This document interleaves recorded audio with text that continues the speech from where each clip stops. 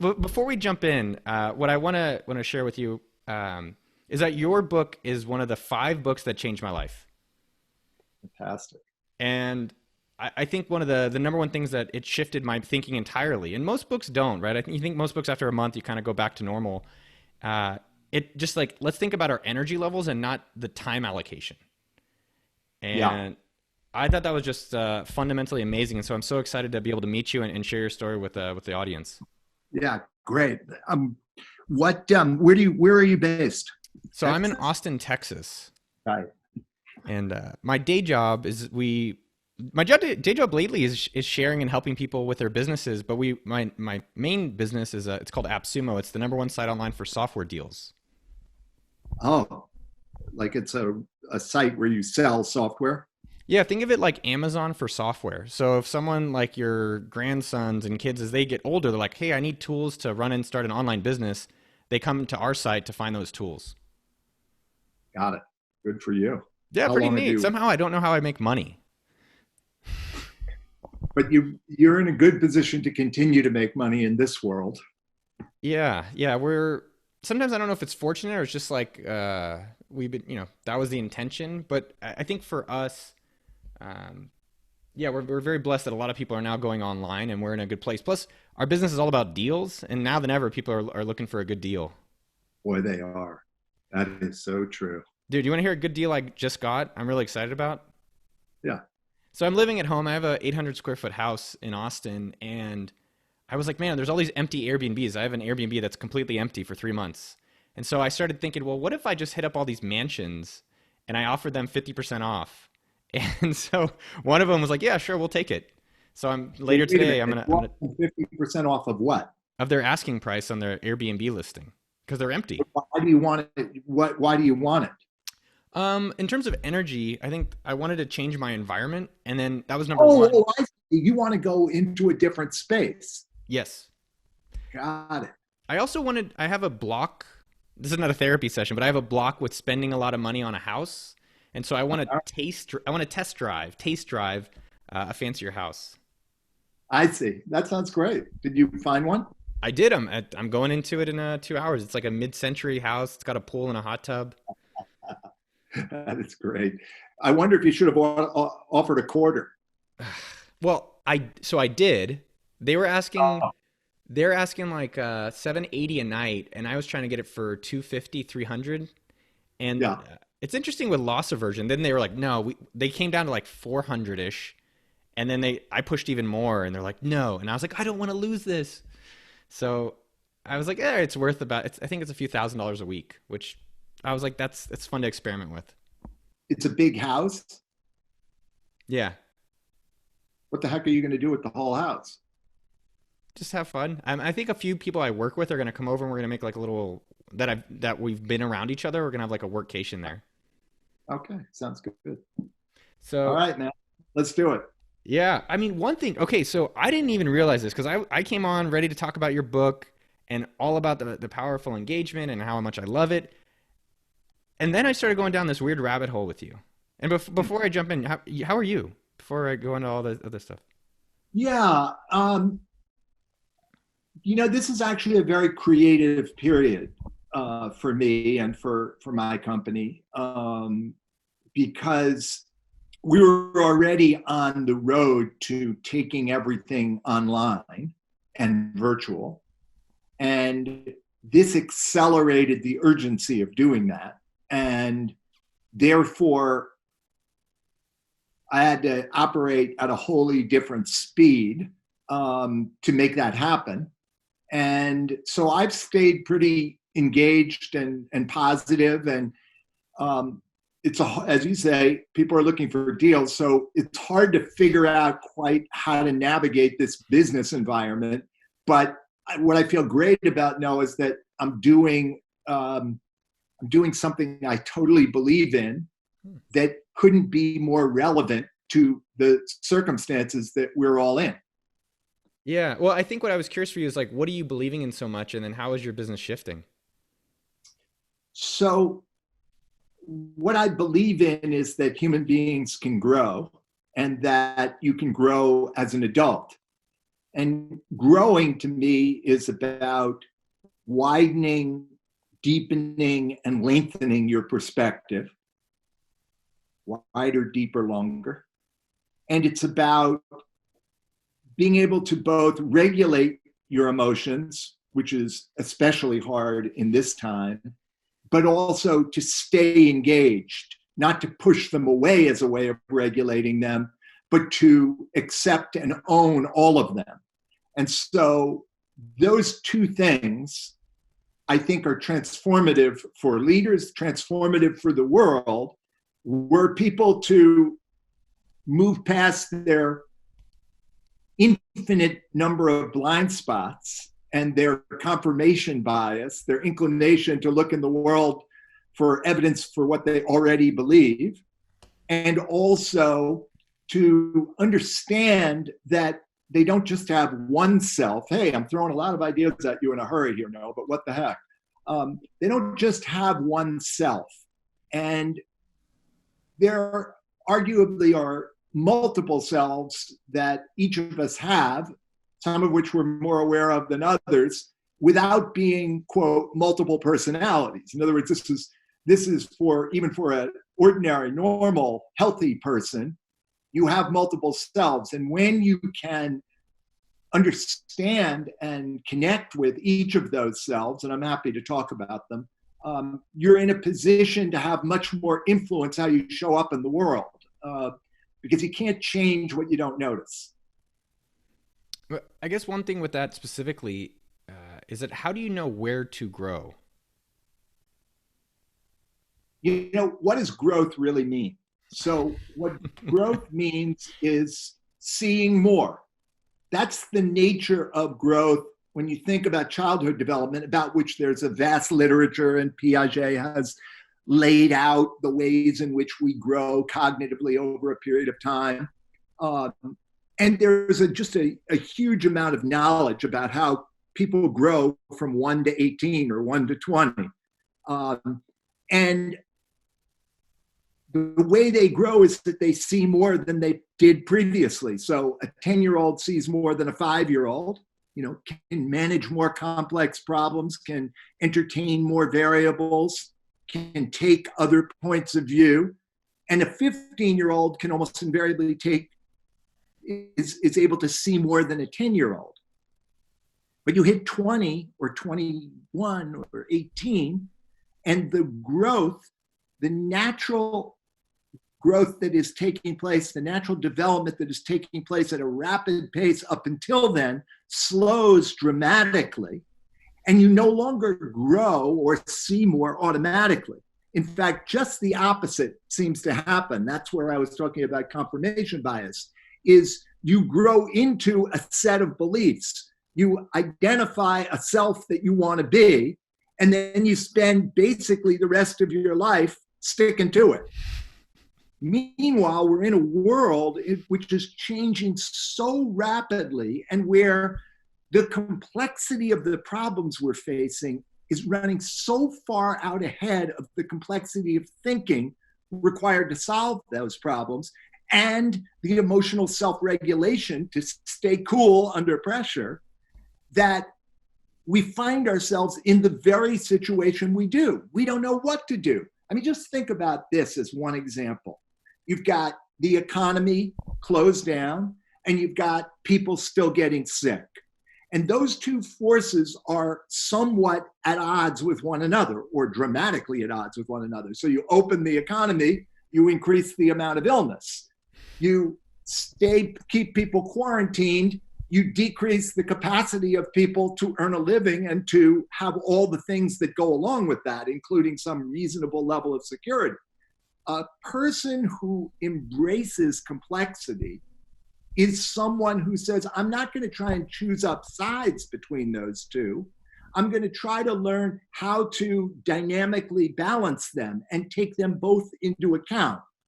That's a whole way of thinking that runs counter to the primarily binary worldview that most people have. So think about this. If you are strong, you consider the only alternatives to strength is weakness. That's a binary view. But If you are honest, you think the only alternative to honesty is dishonesty. So you're going to choose honesty. But what is honesty when it's overused? Honesty overused is cruelty. So actually, any strength overused becomes a liability. So we have this binary notion that we should choose up sides around a series of virtues. And we do so at our peril, because when we double down on them, when we try to use them to solve a problem that's feeling overwhelming, they end up getting in our way. So courage becomes recklessness. Confidence becomes arrogance. Think of any quality. Hold on, I love it, and then I'm confused at the same time. Okay, so ask me a question. Yeah, I mean, so what does this mean for the person who just lost, I want to come back to something, but what does this mean to the person who lost their job and they're at home right now and they're not feeling good about themselves? Yeah, I mean, look, Maslow talked about the hierarchy of needs. And right now, 20 million or 40 million or 100 million Americans are at the bottom of the hierarchy of needs, meaning the thing that's most important to them is to eat, is to keep the roof over their head, is to somehow make it through what appears to be, survival issues that are up. And what happens to us in that circumstance is that we default into a more primitive system, the fight or flight system. We default into becoming preoccupied with our survival. But when we do that, think about this, and I'm sure this is not a big surprise, but from an evolutionary perspective, we were designed in the face of a predator, of a danger, to fight or to run like hell. Those are the two options. And the reason that the way that works physiologically or neurochemically is that your prefrontal cortex, your thinking mind, shuts down progressively as you move into that fight or flight state. Why does it shut down? So it doesn't get in your way. So it doesn't force you to think, oh my God, there's a lion coming at me. How much longer can I listen to Tony? That's not very adaptive. So what you want to do is you want to have the fewest interferences and the most automatic behavior. But the problem is when there's a complex challenge that you're trying to solve, as opposed to getting away from a predator, having your prefrontal cortex shut down is not a help. So I kind of lost my train of thought. No, but I think where you're going, well, one, I didn't fully understand the part where too much courage is recklessness. And then, I am really curious your suggestions or recommendations for the people that are feeling anxious or the people that are feeling helpless. I can talk about that in a whole chunk, and I will. But let me go back and see if I can give you some a way of more easily absorbing the whole notion of strengths and overused strengths. Okay. So why don't I just do the wrap again, and I'll try and do it, a slightly different way. No worries. This is great. This is great. So the problem, Noah, is that we live in a world that has become very complex. There aren't really simple answers to almost any important problem. In fact, there aren't certainties. We've lost our certainty, and we have a huge hunger for it because it makes us feel more secure. So here's one of the ways that the hunger for certainty plays out. You choose up sides on behalf of certain virtues at the expense of others. So, for example, you say honesty. That's a virtue. Or candor. Call it candor. That's a virtue. And the immediate assumption is, of course it's a virtue. But what happens when you overuse candor? What happens is you become cruel. You can be insensitive to the other person in the name of candor. So the balancing quality is care or empathy. but it's not choosing up sides. So that's a positive opposite as opposed to the negative opposite, which would be dishonesty. So if you have candor and you want to avoid overusing it, you need to have it blended with care or compassion. And you want to move freely and flexibly in any given situation between honesty or candor and care. Now, that turns out to be a principle that can be applied to any quality in your life. So what I'm saying is that when you choose up sides on behalf of equality, I choose up for men. Men tend to choose up the quality of strength over tenderness, for example. But strength needs to be balanced by vulnerability. Otherwise, it becomes oppressiveness. It becomes authoritarianism. Too much strength is overwhelming. So you also need vulnerability. Or here's another very simple one that all of us feel. We all want to be confident. We all want to be secure. But if you're too confident, it comes off as arrogance. It's off-putting to people. It actually makes people not want to trust you as opposed to want to trust you. So the balancing opposite to confidence is humility. Again, the rhythmic movement between confidence and humility is a more complex worldview. It gives you more space to operate by not choosing up sides. And are you thinking that I liked your point with that. I think one thing I've been reflecting on myself is that I have this rhino style where I'm just bull through, and then the parallel that is the havoc that I've left behind. And I've been really just kind of sitting with that in the sense of the rhino actually has some advantages, but then the havoc is helpful in other ways. So it's not that I should just always create havoc for others, but figure out on the spectrum at different times how to embrace both of those. Are you suggesting that, are you suggesting that people with like helplessness or anxiety is actually a helpful thing potentially, and then they need to balance that with some types of like action, or the opposite of helplessness? No, I'm not actually suggesting that helplessness, for example, which is something a lot of us are feeling, is a valuable quality to have. Helplessness is the opposite of agency and control. And there's a lot to be said for having a sense of autonomy and agency. But when you overuse that, what happens is, again, as when you overuse anything, that authority or agency ends up being oppressive to other people, or it makes you rigid in the way that you respond. So what you're actually looking for, and I wish we could do this with a visual because it would make it so much easier for you and therefore for your readers. But imagine, I'm going to ask your readers. I said readers. Well, readers, listeners. There's readers too. Your listeners. So you do this, Noah, and I'm going to ask your listeners to do it. Draw a quadrant. So 4 quadrants. Yep. Put a vertical line and a horizontal line, and now you've got 4 quadrants.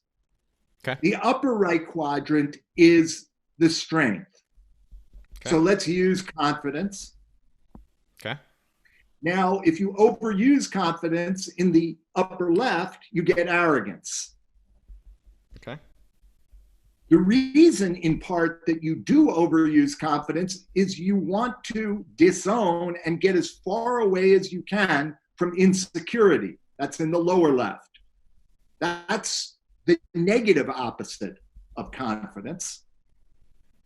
But the solution to this, which is not readily apparent to people who see the world through a binary lens, this or that, good or bad, right or wrong, the balancing positive opposite is humility. And it's not that you are virtuous because you are confident or that you're virtuous because you're humble. It's you're virtuous because you have the ability to hold these opposites and move between them in a flexible and appropriate way. Now, any quality that you put in the upper right, you can play out this story. Now, here's the final piece of the puzzle, which is fascinating. So the lower left is insecurity. The problem, the reason people don't embrace humility is they confuse it with the lower left. They confuse the lower right with the lower left. They confuse humility with insecurity. And so it's precisely what they're trying to push away, that when you tell them, hey, a little humility would be valuable here, they read it as a dangerous thing to do, because insecurity to the confident person feels threatening. And how do you think this is relevant today? Well, I think it couldn't be more relevant, because if you look at whether it's the top of our government, or you look at corporate leaders, people in positions of influence, we have a massive instinct to choose up sides and to overuse strength. So in other words, what I'm saying is that the problems of our society can be attributed in large part to people overusing their strengths and undervaluing the positive opposites of those strengths. How do you think people can explore that? With little experiments. So let's say for you, let's go back to your situation. So again, remind me exactly what you said you tend to do. Barrel forward. Yeah, I think my inner rhino, as I call it, can just go and just heads down. And I think that can also, on the other side of that, create havoc and pain or frustration for people that interact with me potentially. And so I was really trying to explore and sit with, like, the havoc is bad, but maybe I don't have to feel so guilty about it. And maybe there's some benefits of that. You are a force of nature moving forward. And that has actually been a key element of your success. But when you overuse that quality, it creates havoc. Interesting. So what's the balancing opposite? The balancing opposite, and I'm just thinking about this off the top of my head, but it's something about slowing down, stepping back, considering, reflecting. It's the opposite of action. Now, the Energy Project and our work over the years, all the way back to The Powerful Engagement, my first book about this work, really was grounded in one idea, which is more, bigger, faster, which is the sort of mantra of free market capitalism, overused, becomes a liability. So more, bigger, faster needs to be balanced by less, smaller, slower. That's your positive opposite. That's where you need to build your strength, build your capacity. And the problem is that someone like you, and the reason I know this is because I'm like you, I just built the Energy Project to solve my own problems. I am a barreler. I'm a guy who wants to get things done. And the problem for people like us is that smaller, slower, more, bigger, faster. Less, smaller, slower for us feels like failure. It feels like a way that we won't accomplish what we want to. So we confuse that positive set of qualities with a negative quality, and we won't go near it. So every time you start to do it, you say to yourself what you said to me, and I think you said it honestly and authentically, that you realize that when you do this, it sometimes causes havoc. It sometimes creates chaos. What you need to do is to build little experiments with testing your assumption that smaller, big, smaller, slower will lead to failure. You've got to build a little experiment that might be something like this. That, again, I'm going to go back to the principle that the Energy Project was launched on and the powerful engagement described, which was that more, bigger, faster is half the story. But that what we really want to do, and we learned this from professional athletes who would come to us when their performance had broken down, and then we would interpret it through the lens of energy or capacity, how well they were filling the key reservoirs of their life. What we learned is that the best athletes were not the people who pushed the hardest. They were the people who were best at managing work-rest ratios. So work in the upper, or hard work in the upper right quadrant, if you've still got your quadrants in front of you, overwork in the upper left quadrant, and then renewal in the bottom right quadrant. The problem is that renewal gets mixed up for the hard worker with laziness and slacking and, again, failure. So you don't recognize, because if you're looking at this through a binary lens, you say to yourself, well, look, either I work hard or I'm lazy and I fail. But no, the great athlete understands that investing as much energy in the renewal and recovery of energy as you do in the expenditure of energy is actually the key to sustainable high performance. And I suspect that's part of what you appreciated in the powerful engagement. Yeah, I have some notes. I've written the book. I've read the book multiple times, and I always write a book report on books that I love. And so I was rereading my book report notes, and I bold different things that stick out to me, and I have it open over here. And one of the key things I bolded, like the first thing I bolded that I looked at is, this is the quote from the book: "Sleeping is the most important source of recovery in our lives!" Exclamation point. Yeah. And you put this out. What's that? Yeah, like as in full stop. Yeah. In other words, no, it was just. We're cutting each other off. Let me step back. No, I think that really got me thinking about sleep as how critical it is, and then adding in recharging. And I'll tell you, this is actually interesting. I never thought about it. I have a guilt with recharging. Of course you do. And so on Wednesdays, now we're stuck at home, but normally every Wednesday I go to the sauna from 4 to 6, and every Friday I go get a Chinese massage, which is not like a happy ending massage. It's just like they're really affordable massages. And I'm embarrassed to tell the people I work with, because I help run a company, and I don't want them to be thinking Noah's being lazy, Noah's not working. And I have realized, though, that those times have brought a lot of creativity to my mind. And I think you've even said it in your book. You said most innovation, most ideas don't come at work. Correct. But I never really thought, like, I definitely feel guilty about, like, oh, I'm not working and they're stuck and doing this stuff. But in retrospect, I do get recharged, and I do get a lot of creativity out of that. So go back to those quadrants, because I think it helps you to see it then. So you see hard work in the upper right, overwork when you do too much of it. So the fear is, if I don't do hard work, I'm lazy, but actually renewal, rest, even sleep, is refueling the system. You wouldn't think of taking money out of the bank continuously and indefinitely without putting money back in. And if you did, you'd go bankrupt. Well, that's what we do to ourselves physically and emotionally. We withdraw from our accounts all the time without putting back into them. And again, this goes back to what I've been saying throughout our conversation, which is, it's more complex than work hard. It's more complex than find time to renew. They're equally critical.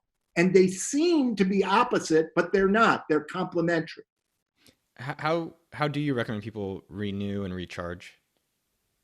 By doing the things that make them feel good. This is not. There's not a math answer or a physics answer. So, some people. What refuels your system? So, for example, an obvious one, if you've got a racing mind or you're very physically tense, is some form of breathing or meditation, because that will slow down the system, slow down your system, what they call down-regulate your system. And you want to down-regulate your system because when you do that, the prefrontal cortex steps back in and it's much more capable of managing difficult situations than this amygdala and, hypothalamic pituitary axis where we go nutty and we, create chaos like you were describing earlier, or upset in the world. So, again, lost that. Well, I guess for you, how do you recharge? What recharges you? Yeah, well, it's interesting. First of all, I really do want to repeat that I started the Energy Project because I was a workaholic.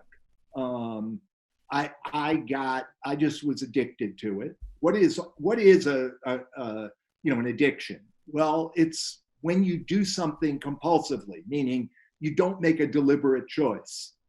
And I was one day talking to my then partner in this business. It was not called the Energy Project then, but it was an earlier version of it.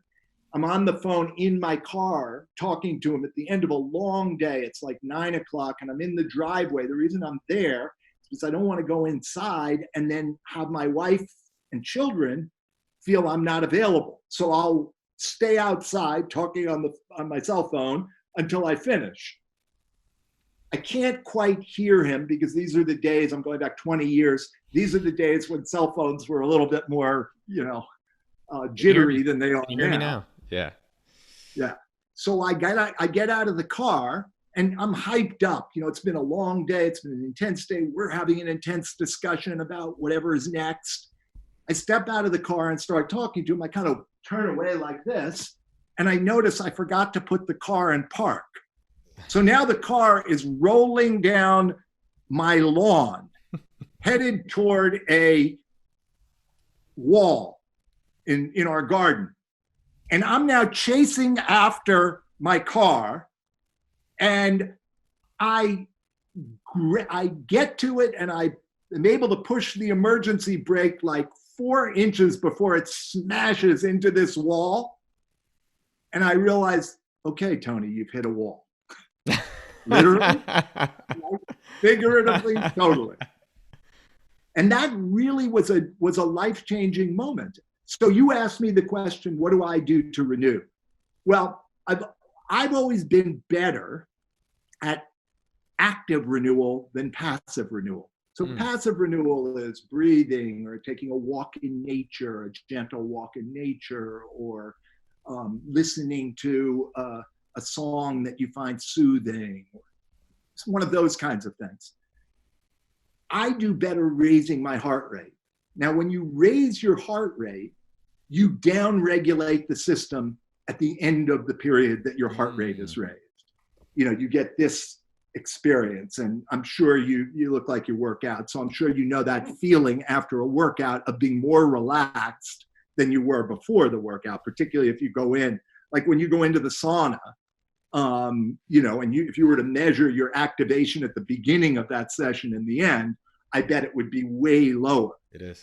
Now, by the way, that's a passive form of renewal. Great one, but that's a passive form of renewal. So for me, tennis is an incredibly relaxing thing for me to do.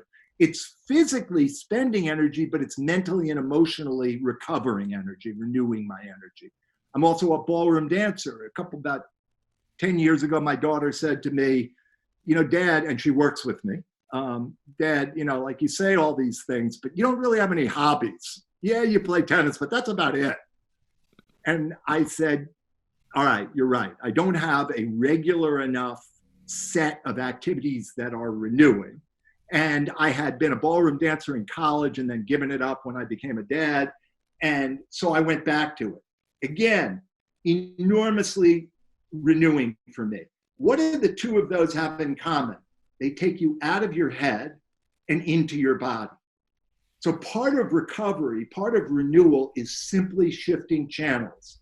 So I'm sitting here now and you're sitting there. The most the best form of renewal you could get after we get off this call is to stand up and walk, go outside.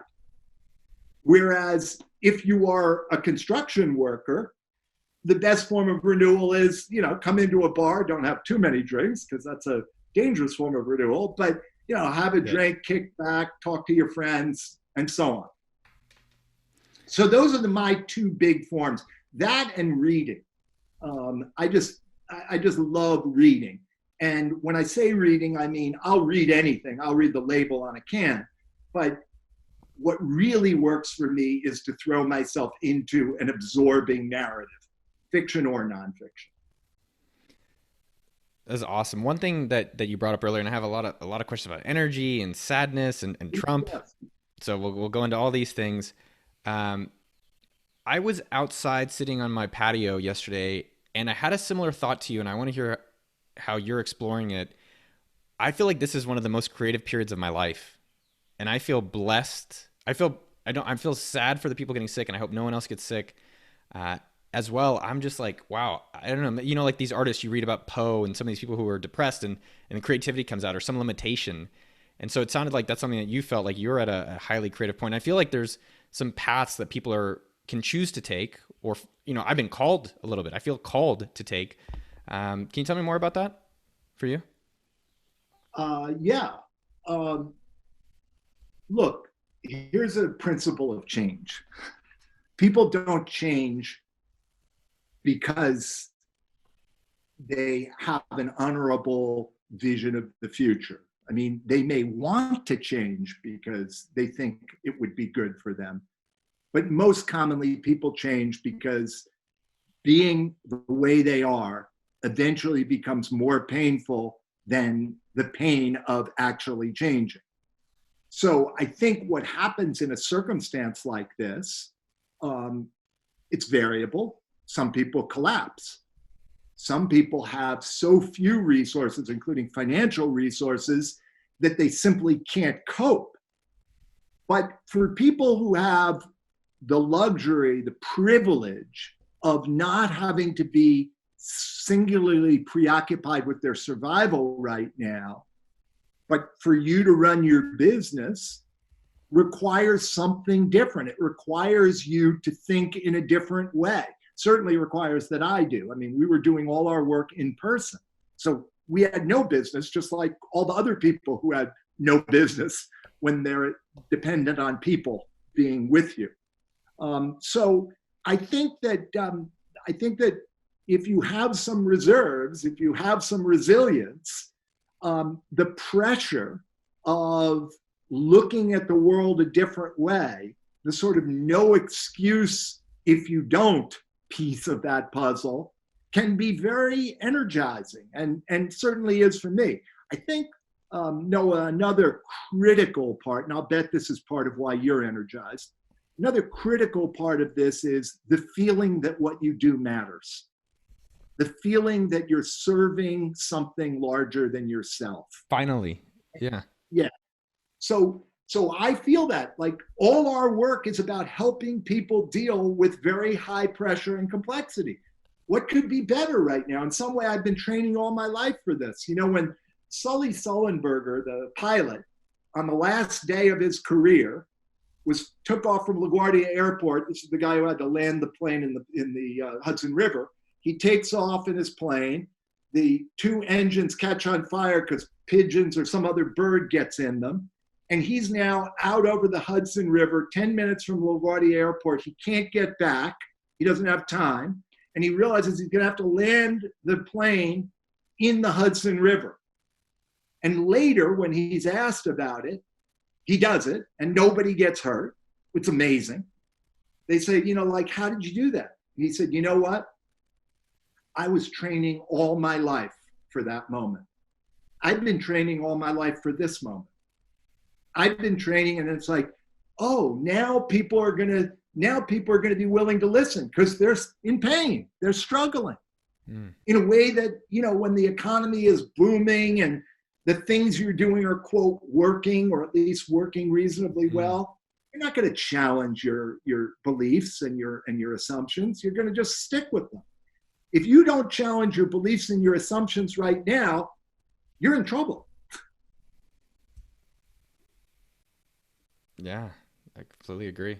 And how have you guys? I want to go more into the energy and talk about some of the people that are struggling and things they can work on. But how have you guys shifted? Because it sounds, it almost what it sounded like was that change happens from forced functions, or maybe it's self recognition that you're at a plateau. And so you guys felt that in your business. How did you guys shift? Well, a couple ways, some more complex than others. The simplest way is that we were already, I would say, somewhat late in recognizing that the world was moving from in-person teaching, learning, training to online and virtual forms.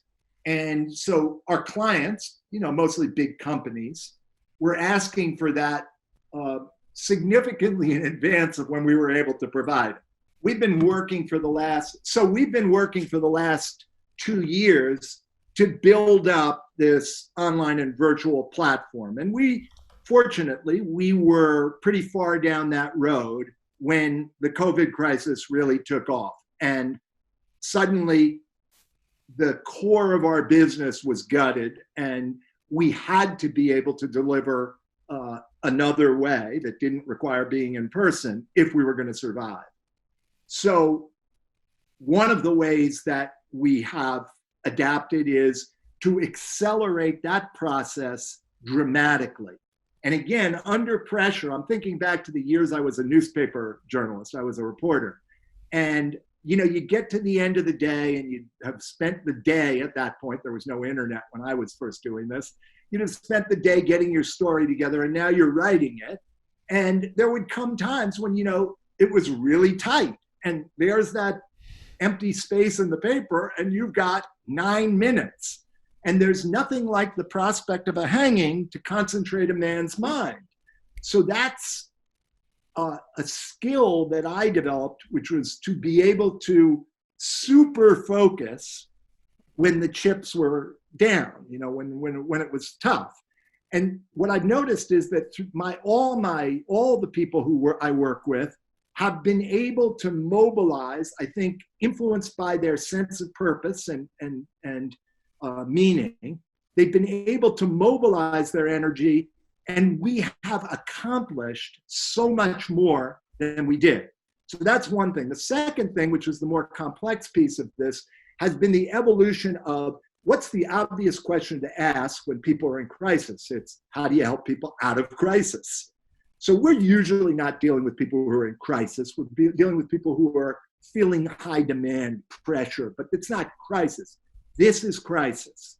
So what we really have evolved over the last couple of months is a way of understanding what happens to people when they start to feel uncertain, fearful, overwhelmed. Yeah. So it's the big thing that's happening for people right now is emotional. It's how does this make them feel? And then as a consequence of how they feel, how do they react or respond? And this is where we really have been able to hone in on this notion that I started out talking about, which was that there's more than one self. So the self that comes rising up in this kind of circumstance is the survival self. It's the one that just wants to figure out how to deal with whatever the pain is in this moment and consequences be damned. Like, I'm not going to think about the future. I'm hungry right now. So what do I do?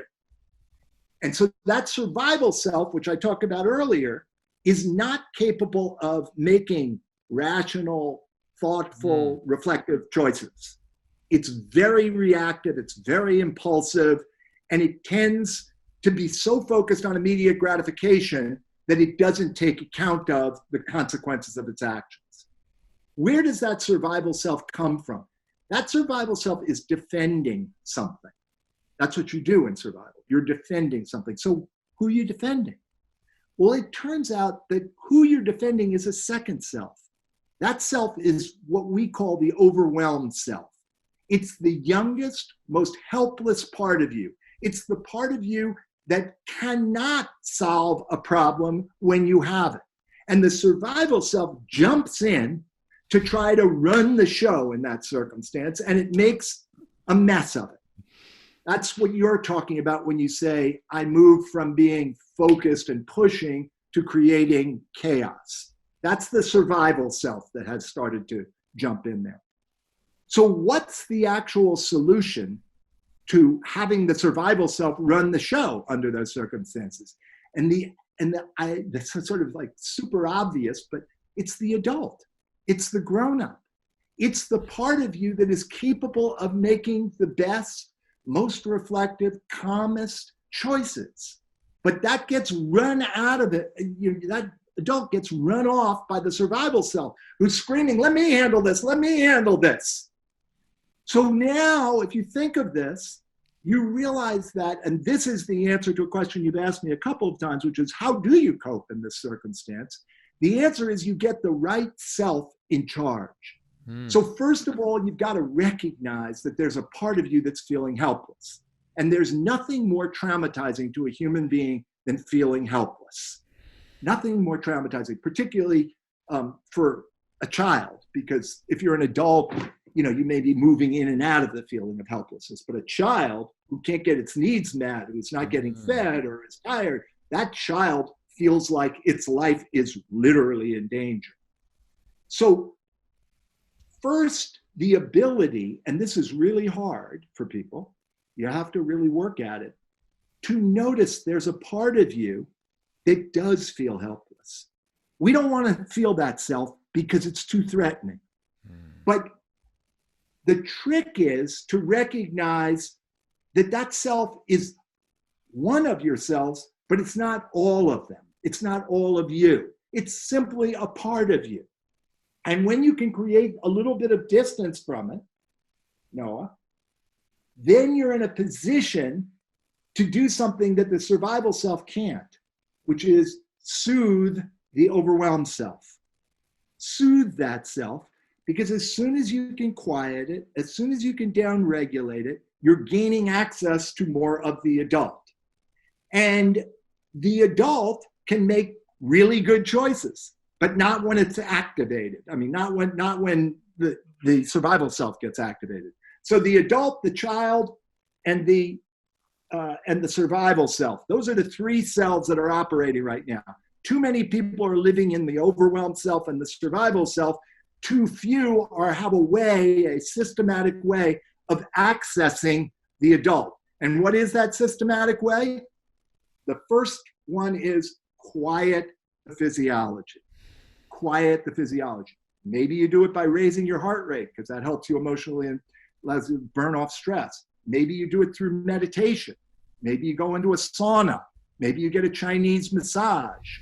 All of these are designed to downregulate your system. They're putting you, the reason you go and do them, in spite of the fact that you worry you're not being productive when you do them, is that some part of you, and it's in your body, recognizes that this actually serves you well. Yeah, you said something on Twitter. One, I love what you just said. I really connected with that.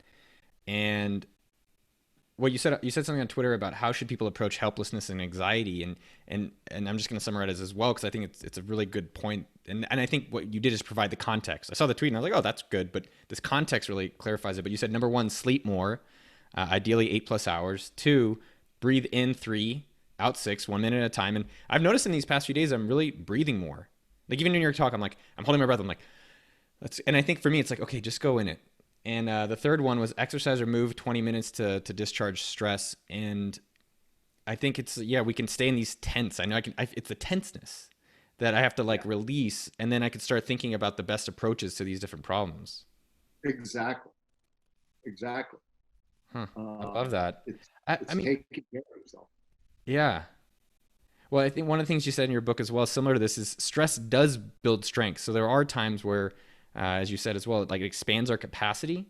I think where I'm curious, especially now more than ever, is how do you know where to get that stress, and which type of stress is helpful stress, and which type of stress is actually counterproductive? I don't think any stress is intrinsically bad stress. It's just demand. And the Mm. real key is how much of a reservoir do you have? That's why, resilience is about the amount of the size of the reservoir you can draw on under pressure. So I think you don't need to look for stress right now. And you oughtn't to look for stress right now. But, you know, we do know, and you I'm sure know this from the powerful engagement, but that, if you take all stress away, what do you get? You get atrophy. Too much Mm. stress leads to breakdown. Too little stress leads to atrophy. We're back to the balanced relationship between stress and recovery. See, it all fits together. So, yeah, you're looking for the most important thing in being able to manage this stress right now is to build your resilience reservoir, is to have resources that you can draw on and activities, renewal and rest activities that you can intersperse with hard work, that allow you to draw on those resources when you're under pressure. Because as long as you can draw on them, you're not going to fall into survival. Survival isn't the issue if you have enough resources in the tank. How do you know what to get fully engaged with?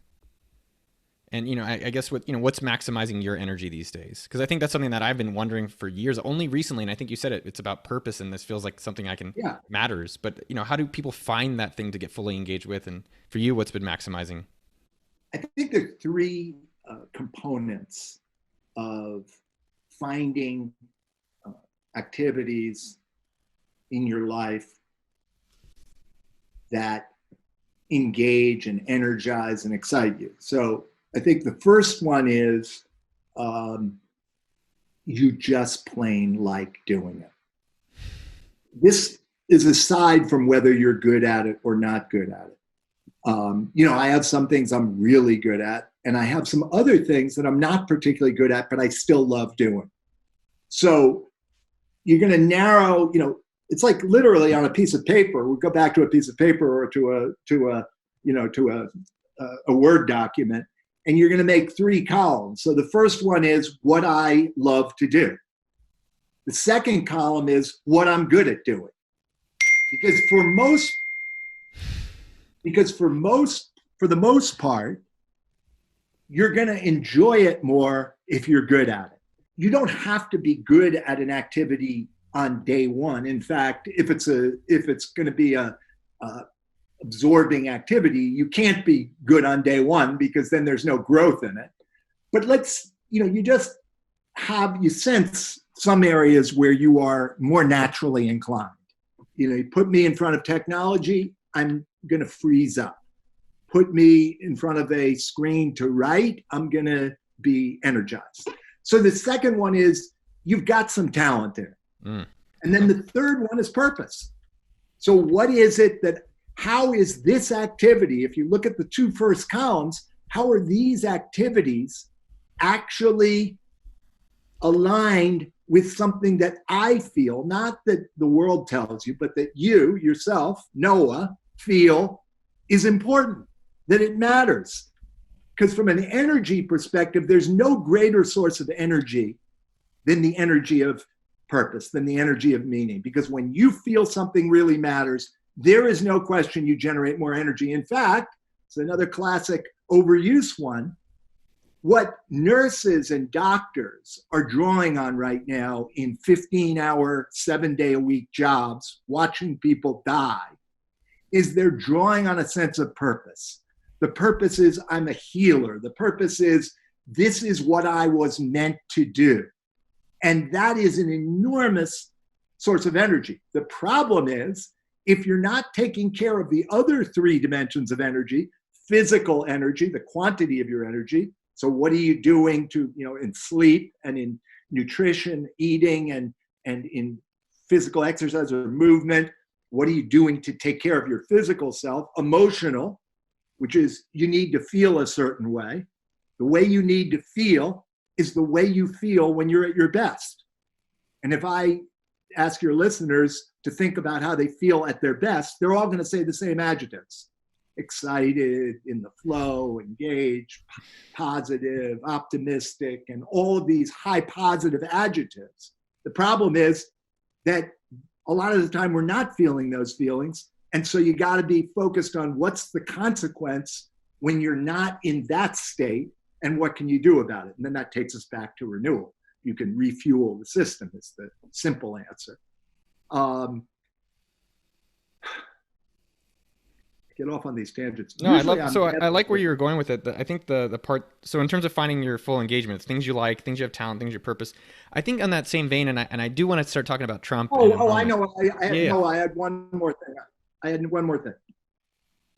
But if you go back to the nurses and doctors, the problem is that you can overvalue purpose or spirit as a source of energy and undervalue the other ones that make it possible for you to show up at your best.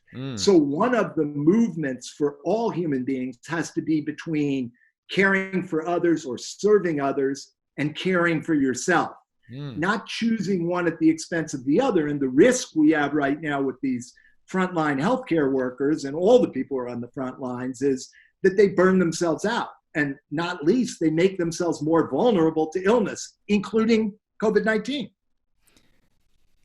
Last question before the Trump part is, how do people find the areas of growth? And we talked about it a little bit, but I kind of want more, I don't know if it's a tactical approach or a mindset approach or how you think about it. Is it, hey, I'm feeling, like I think in the past for me, sometimes it's like I'm feeling like I'm plateau and that is the sign that there's an area of growth? Is it more like a self-awareness thing? How do people figure out where they want to? I don't have an absolute answer to that. Certainly not off the top of my head. But where my mind goes first is, this is an exercise we do with our clients, is start out making a list of your strengths. Okay. What are the things that are my signal strengths, the things I'm really good at? I'm persevering, I'm kind, I'm insightful. You can imagine the full range of what those are. And then ask yourself, what is it like when I overuse that quality? When you're too honest, you are hurtful to people. When you're too compassionate, you give them a pass and you're not really telling them what they need to hear. What's the quality? What does it look like when you overuse a quality? Let's just see how you do with this. So give me another strength of yours. What would people say about you? So we don't have to make you sound like you're bragging. I think persevere. I think that's I'm persevere. Yeah. Yeah. Which fits into some of what you said before. You're kind of like, you're going to stay at it. You're relentless. You're not going to give up. And one of the qualities that people like that tend not to have is acceptance, letting go. So that's a very, that persevering, push till you drop model, beside the fact that it burns energy out, it's also one that doesn't allow you. I've been thinking a lot about the Serenity prayer and specifically about our version of it, which we call the energy Serenity prayer. So it's invest your energy in what you have the power to influence. Don't squander it on what you can't control, and have the discernment to know the difference. So this idea that you are really making that distinction in every moment is so critical right now, because it's so easy to shake your fist at things you cannot affect. And yet, for all of us, there are things we can affect. And most of what we've talked about today are things you can influence, you can get to. So I said, look for the overused strength. We're talking about how do you come to growth, clarity about what you want to work on or what you want to improve or how you want to grow. And then what would the balancing opposite be? What would the balancing opposite be? Because the balancing opposite is the growth zone. That's cool. That's what you need to work on. And you need to work on it not only in terms of behavior, the sort of Aristotelian idea that you are what you repeatedly do, the idea of deliberate practice, You're big that you on. get good at what you practice, absolutely true. But you also have to work on your mindset. You also have to go back to that lower left quadrant that I've been talking about, that part that you want to disown, that you think will lead you to failure. So that bottom right quality that you've identified as the positive opposite is the one you're afraid is going to cause you to fail. So now what you have to do is you have to build a little experiment. So for example, for you, what about, you're already doing a couple of really good things when you go off to the Chinese massage and to the sauna, but those are great. But you also have to work with your mindset. And your mindset is still saying to you, and I know this because you told me this, your mindset is still, yeah, but other people are going to think I'm slacking. So, one of the things that was most powerful to me as a person who worked too much, I wrote, the way I wrote, so this is my desktop. This is where I've written 6 books on that laptop. On that computer. One of the things that I did when I was starting out as a book writer is that I sat down at this desk, this very desk, and I stayed here all day long. I basically wouldn't let myself get up. Maybe I'd go and get something to eat once during the day.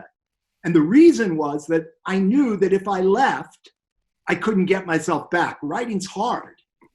So I'd stay with it. But the problem is you can't work without having a diminution in your energy and your focus. So what would happen is I'd look for ways to avoid it. I'd start answering email. I'd take this and I'd start rearranging these pens.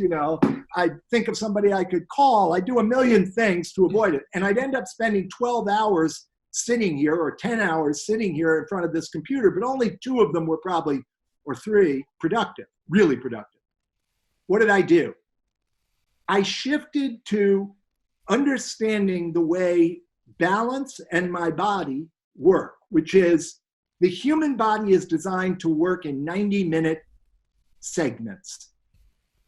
We sleep in 90-minute segments at night, and during the day we move between, and we're both getting there, high energy at the beginning of the 90 minutes, and then progressively lower energy as we get into it. At 90 minutes, for most people in most circumstances, the body is screaming at you, give me a break. But we override. I decided not to override it. I built, when I was doing this full-time writing, I could do it in a wholly different way than I can today when it's just a limited period of time I can write. But I basically wrote I still to this day write in 90-minute sprints. Love that. I am 100% engaged. I have everything turned off, and I just do the work for 90 minutes. I hit 90 minutes and I stop. I don't wait till 95 minutes or 100 minutes, even if I'm on a roll, because you will pay for it later. And when I stop, I go down and I have breakfast, or I take a run, or I read something that is unrelated to what I'm working on. And I'm basically making waves all day long. When I'm on, I'm really on. And when I'm off, I'm really recovering. That's holding the complementary opposites. And the net of it is much higher productivity. So before, I would do those 10-hour days. It would take me a year or more to write a book.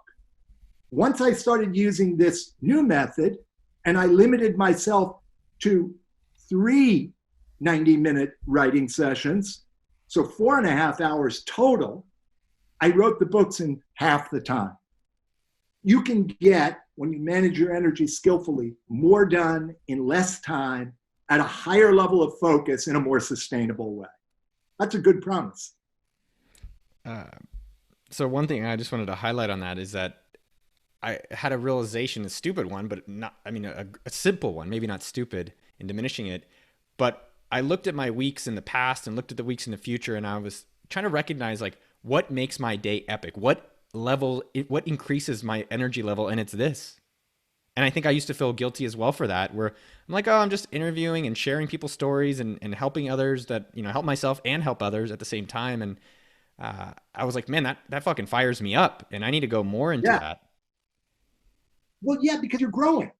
We're designed to grow. We're designed to learn. We're designed to get better. There are a lot of forces that keep us from doing it. But yeah, why wouldn't you feel exhilarated by the fact that you come out of each of these conversations with resources and knowledge that you didn't have before? And also, I think, like you're a very, you're a related kind of guy. So you're also having a good connection with the person, talking about something Definitely. that's meaningful to you and meaningful to them. So, and I want to respect your time. The last Yeah, thing is that, so, let's do two more questions. oh man. Well, so, okay.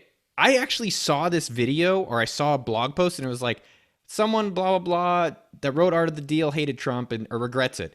And I skipped it. I was like, I don't care to read it. And then I looked at it earlier today. It was you. And I was like, that's no way possible. And so you wrote, so the two questions I kind of have, or two things I just want to understand better is you wrote Art of the Deal, which you say is your greatest regret. I wrote, holy shit. That's what I wrote in my notes. But for me, regardless if it was Trump or not, there was a lot of good takeaways from the book. So I appreciate that. I appreciated it from that perspective. But I guess the two things I'm curious about is that you seem really angry at Trump and mad. And I guess I was just wondering, is that the best use of your energy? And then as well, do you think people are listening or maybe they're listening to you now? But I guess I was just more curious to hear from you. Yeah. Oh, I could talk about this for I hours. know. That's why I wanted to ask. Yeah. Um, there's several questions contained in what you just asked. It's funny that you asked me, is it the best use of my energy? Because my daughter, who works with me and is my partner in creating all this work, asked me the same exact thing 2 weeks ago. Is this your most adult self? Remember, I was talking about the adult. Is this you as an adult? So here's the complexity of it. I just finished a book. It's an audible. It's going to be on Audible. But I just finished a book that's called "Dealing with the Devil: My Mother, Trump, and Me." And so you can imagine it's a complex set of variables in that book. 3 devils, and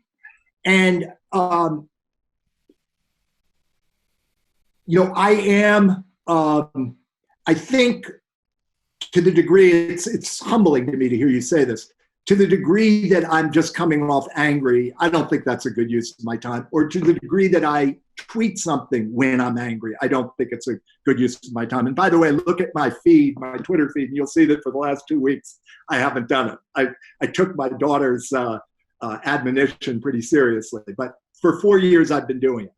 So on the one side, I would say, look, it's much better to be focusing one's attention on things that add value in the world than on railing about things that are not good. Having said that, Noah, Trump is a unique figure in history, and he is the most dangerous man alive. He's a psychopath. I've really been studying this carefully over the last couple of months, trying to understand why, because mostly the way people talk about Trump negatively is that he's a narcissistic, that he's only concerned with people telling him how great he is and telling you how great himself, telling others how great he is. That's not the big issue. 1% of the population, 1% are psychopaths. There are 3 qualities that define a psychopath. Number 1, the need to dominate, the need to have absolute control over anybody they interact with. That's the only psychopathology that I know where that's a central quality. The second one is lack of empathy, the inability to care about others. And the third, which is far and away the most dangerous, is lack of conscience. Trump has no conscience. So imagine that, you went out to play a tennis match and the guy on the other side of the court decided to call every ball you hit in out. And when he announced the score, he changed the score. And when you won the set, he said, no, I won the set. The reason that I have felt compelled, this is the healthier part of this, it's complicated. The reason I felt compelled to speak out about Trump is because I believe people do not understand to this day how dangerous he is. And the way Trump operates is he's a battering ram. So he keeps pushing the envelope. He keeps trying to dominate. He keeps trying to make things his way with no rules, no brakes. He's a car without brakes because there's no shame, there's no guilt. And so he just plays by his rules, like that guy on the other side of the tennis court I'm talking about. What will he do if he's reelected? I believe he's fully capable of rounding up his enemies, putting them in gulags or having them murdered. I believe he is capable of setting off a nuclear bomb if he feels sufficiently humiliated by one of the other autocrats who has access to nuclear weapons. I think the future of civilization, and I said this starting in 2016, is at risk with this man in charge. The future of the civilized world is at risk. And I think it's at vastly higher risk if he gets reelected, because that will truly give him the feeling that he can get away with it. You choose and I choose to do things or not do things, in part, hopefully in significant part, because we think they're the right thing to do or the wrong thing to do. Trump doesn't do that. Trump's only way of measuring what he does is to ask the question, can I get away with it? And when the answer is no, nothing will stop him. Look, I feel like Paul Revere, even to this day. You know, the British are coming, the British are coming. Listen, listen. I get that many people who are listening may decide, oh, I like that other stuff he said, but I don't like this. But this is part of it. Listen, it's part of it. And it's another example of complexity, of the fact that you rightfully asked me the question, are you using your energy in the best possible way, railing about Trump? And the answer is, it's complex. There are some reasons to do it that are rational and make sense and are, positive in the world. And there's an anger that is largely an anger at myself, because I knew when I was 32 years old and I agreed to do that book in 1986, exactly who Trump was. I knew this is the person he was, and I did it anyway. So maybe what would help, well, first I want to highlight there's a balance. And I think this is, to me, what I've observed with, I help and work with a lot of small businesses and entrepreneurs and hustlers, and a lot of it is control. And so yes. From hearing you, what it sounds like is you feel that you can influence and control that. Some people might say, let me think a little bit differently about this guy. I think one thing that I'd be curious to hear personally more about, I think this is what the audience is wondering too, is like, what was it like to actually be around him on that inside? Because a lot of us are, spectators. Yeah. Well, they'll be able to read the whole story in this book shortly. But the short answer is chilling. It's just one of the reasons that we don't recognize psychopaths is that 99% of the population is wired with a conscience, is wired with the desire to connect and relate. Some of us are better at it than others, but the overwhelming majority of us live by a set of rules that we so take for granted that it's like being a fish in water. You're not in the red, you don't think there's water around you. That's just your environment. So the experience of being with Trump was, it was like staring into a black hole day in and day out. That no matter how much he dominated, no matter how much control he exercised, no matter how much money he accumulated, no matter how much press he got, no matter how many successes he could talk about, he was empty in a moment. because there was nothing inside. It's like you go to try to fix a car and you look inside and you discover the problem's not that the brakes are broken. The problem is there are no brakes. There's nothing going on in there except some sort of relentless survival streak in which the story that he tells himself is, if I don't dominate, I die. If I'm not in total charge, I die. And I don't want to die. And so how was that to work with? Was he, because you're It was writing. actually, yeah, it was actually, I mean, it's going to sound crazy, but it was actually the actual working process. He was not, and remember, he was a totally different guy then. He was a 37-year-old mid-level real estate developer in New York. You know, in nobody's mind was he ever going to be more than that. The only thing that was likely to change was that he would be richer, which did presumably happen. But other than that, nobody thought, and I didn't think, that he was ever going to be a player in American life. So the experience of working with him was disconcerting because he lies. It's second nature to him. We know that he's told 12 or 13,000 lies publicly since he got elected.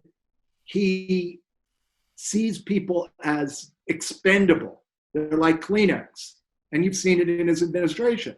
If a person serves his interests, fine, and he'll tell you how great they are. The minute that they in any way come up against him, he's going to discard them. So it was a Trump in a good mood, talking about himself, which is what's necessary for him to be in a good mood. He's easy. He's easy. I mean, it's fine. But you're very aware, as you can be with people. Every person listening to this knows somebody who has some of these qualities in their life. You don't matter. You don't matter. And you know that when you're in a conversation with Donald Trump, it's about him, not you. Hmm.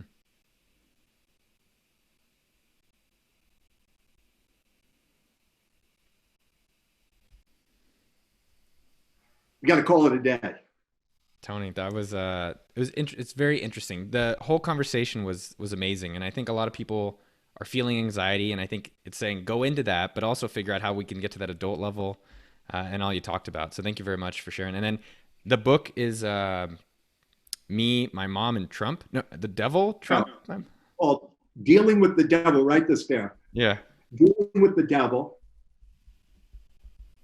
My mother, Trump, and me.